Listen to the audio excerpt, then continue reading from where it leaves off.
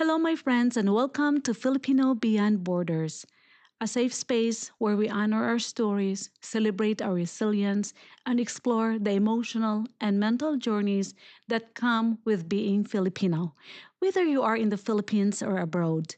My name is Christine, and I created this podcast for Filipinos who are ready to reflect, heal, and grow. Here, we talk about the things we are not taught growing up, like emotional literacy, self worth, and self connection, without blaming our parents nor our culture. We know that our parents did the best the way they could to give us a better life, even much better than what they have. This is a space where your feelings are valid, your experiences are honored, and your growth matters. Whether you are listening while you're commuting, working, or taking a quiet moment for yourself, this is your time to pause, reflect, and reconnect with your heart. Together, we will explore the ways to heal, unlearn the old patterns, and create a life that feels like yours. Not the life dictated by guilt, obligation, or expectation. So take a deep breath, settle in, and let's begin. For today, I want you to focus on your invisible backpack. These backpacks are the emotional, cultural, and psychological conditioning we received growing up in a traditional Filipino household. We did not ask for it, we did not choose it. We did not even realize that we are carrying in this invisible backpack. But that invisible backpack shaped us the way we think, the way we love, we react, become a parent, and even long after we became adults.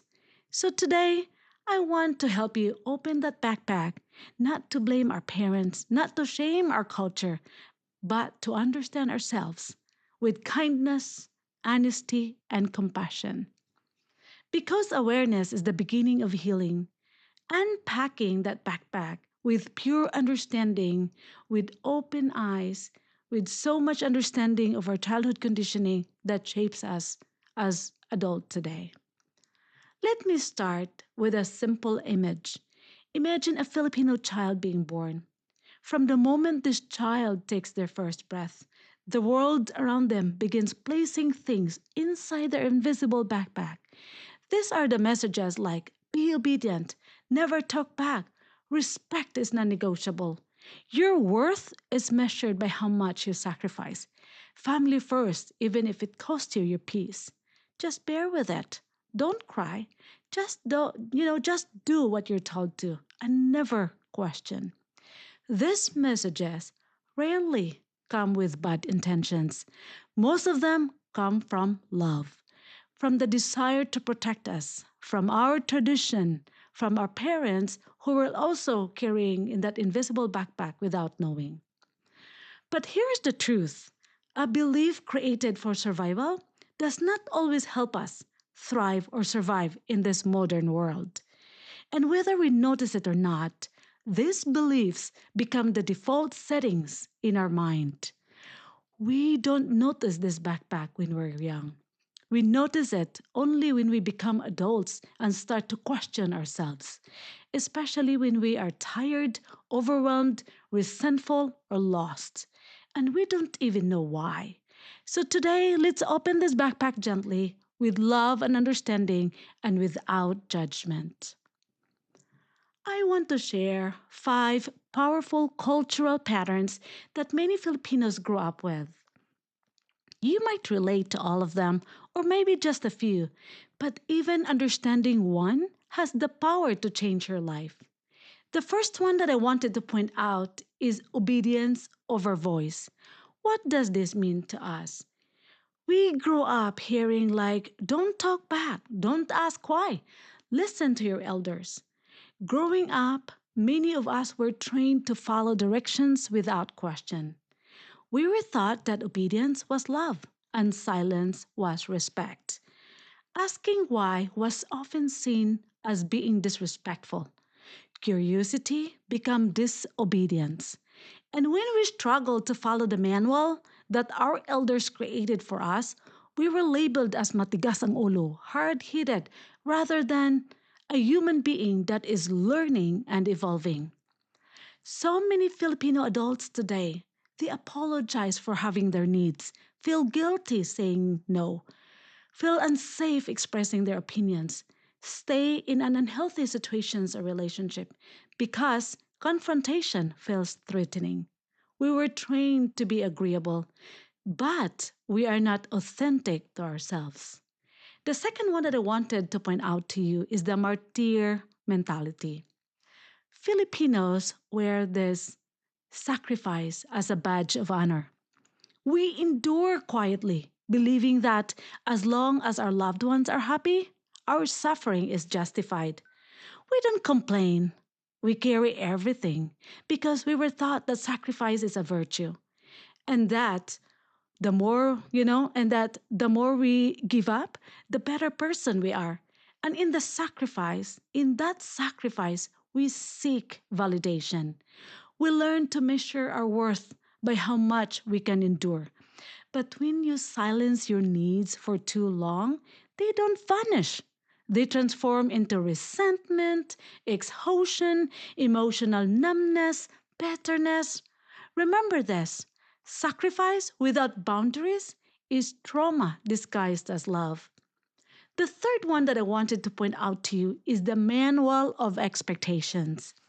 Growing up, many of us inherited an unwritten manual, a set of rules about who we should be, how we should behave, and what love is supposed to look like. A good wife must be obedient, a good husband must be a provider, a good child must succeed and send money home and takes care of everyone back home. A good parent must be strict. This manual felt so permanent, almost sacred. Questioning it felt like a sin. And if we fail to follow, it causes us so much guilt, shame, or being labeled as ungrateful or disobedient. So why we try so hard, we tried our best to be aligned with the unwritten manual, even if it hurts or against our will. In return, we get so frustrated when people don't follow the manual in our head, a manual they never signed up for. That is the problem. These people didn't know that we have this manual in our head and that dictates them how they would relate or how they would act in front of us. And the result of this? Silent suffering, arguments, disappointment, relationships that look fine on the surface but are dying inside. People around us did not agree to our unspoken rules. They did not read the fine print.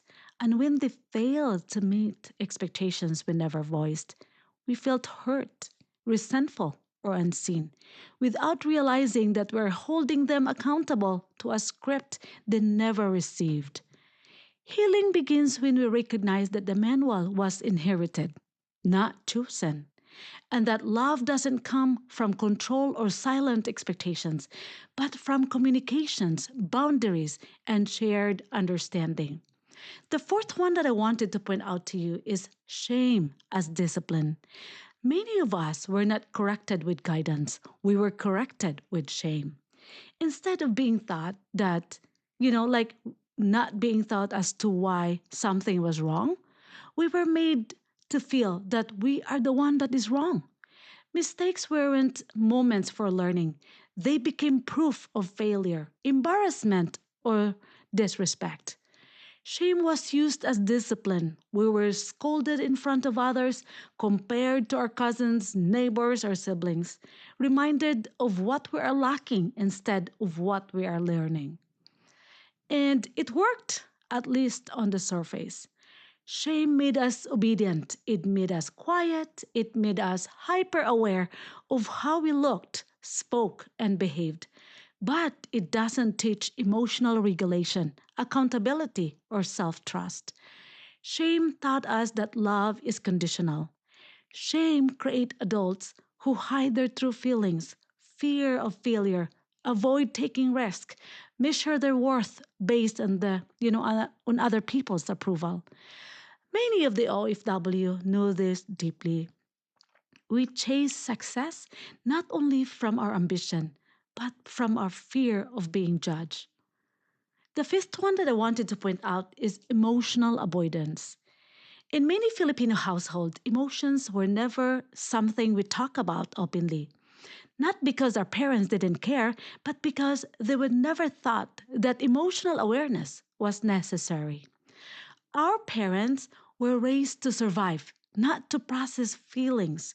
They were taught that understanding emotions was a luxury, not a skill. So they focused on behavior, obedience, and resilience, believing that if the family was functioning, then everyone must be okay. Talking about emotions often felt like awkward to them. Not wrong, just unfamiliar. They didn't ignore feelings or purpose.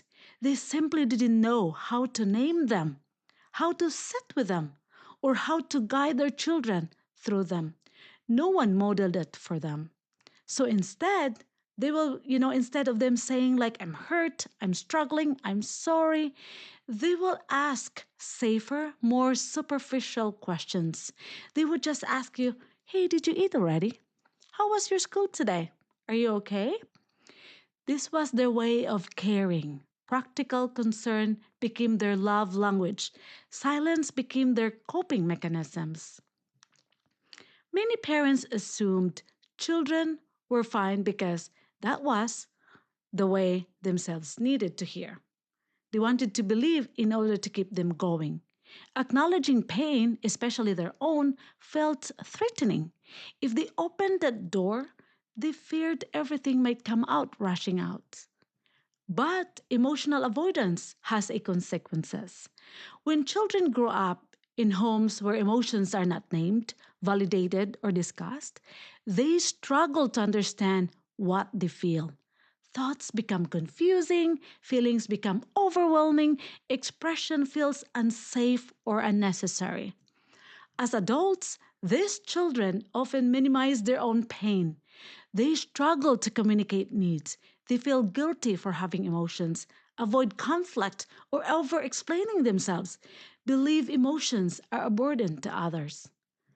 They were never taught that emotions are information, not a weakness. Our parents did the best they could with the emotional tools they have. But healing begins when we acknowledge what was missing, learn a new emotional language, and give ourselves permission to feel fully, honestly, and without shame. Because emotions don't disappear when they are ignored, they will wait and they show up later asking to be heard. And then we become adults who do not know how to process pain, only how to hide it.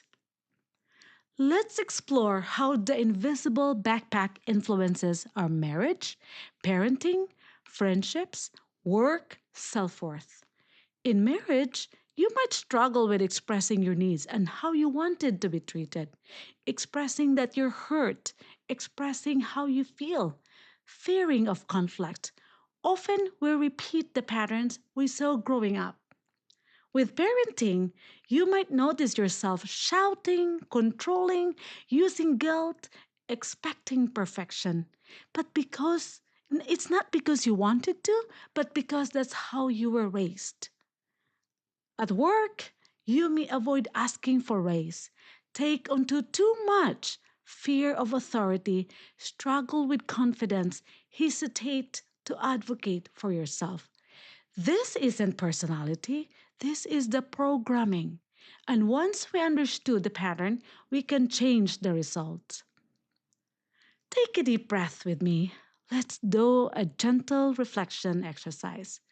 I want you to settle down and ask yourself, what belief from childhood still controls you today?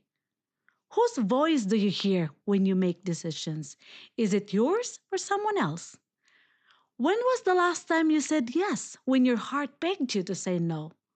What emotion do you avoid the most? Is it anger, sadness, fear, or shame? What expectations are you trying to meet that no longer serve you? If emotions coming up, that's beautiful. Tears mean something inside you is waking up. Emotions are not weakness. Emotions are information of your interpretation. Now let's talk about the OFW experience. When we leave the Philippines, we suddenly see our upbringing with new eyes, new lenses, because we're exposed to cultures that think very differently from ours. For the first time, you meet people who would say no without guilt, express their emotions openly, put mental health first, set boundaries without fear, don't feel controlled by family's expectations. And then you wonder why they can speak their truth without guilt. Bakit ang gaan ng buhay nila? Walang halong drama. Why they can live simply without fear of judgment. Suddenly, the invisible backpack you carried all your life feels so heavy. You realize you were raised for survival, not emotional freedom. You were raised to carry burdens, not boundaries. You were raised to obey, not to express. But here is the message in this podcast: your culture explains you, but it does not define your limits. Awareness is power. You can evolve without betraying where you come from. I want us to understand where our parents come from and the system of our programming. Filipino parents raised us the best way they knew. They were influenced by poverty, survival, limited emotional literacy, colonial influence, religious pressure, tradition passed down for generations. Our parents can only teach what they have learned, right? We cannot change their past, but us, we can change our future. And that is so promising and that is so possible. We can be the generation that breaks patterns, not out of anger, but out of love. The generation that practice emotional maturity, safe communication, boundaries, and self worth. The generation that stops surviving and start truly living. Before we talk about reprogramming our brain with family wirings that have been installed, before we talk about healing, confidence, and changing old patterns, we need to talk about permission. Because many of us were never given permission to feel, to question, or to choose ourselves. We were taught to endure, to adjust, to be grateful, to stay quiet for the sake of peace. So when we try to heal, we feel resistance, not because we are weak, but because healing requires something unfamiliar, and that is self approval. Permission means allowing yourself to acknowledge that this is hurt or I am hurt. I didn't get what I needed. I'm tired of carrying all of this. Permission does not mean blaming parents. It does not mean rejecting our culture, and it does not mean becoming disrespectful. Permission simply means telling yourself, my experience matters. Many of us jump straight into fixing, setting boundaries, changing habits, forcing confidence without allowing ourselves to feel what we feel. But unacknowledged emotions don't disappear. They show up as guilt, people pleasing, emotional shutdown, or constant self doubt.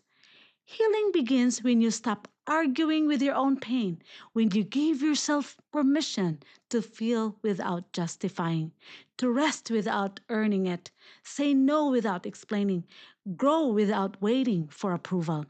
This is an internal work that needs your full commitment, and I promise you, it will be rewarding at the end. The kind that no one sees, but everything changes because of it. So before we talk about boundaries and reprogramming the brain, ask yourself this: have I given myself permission to be human? Because once permission is granted, healing no longer feels like rebellion.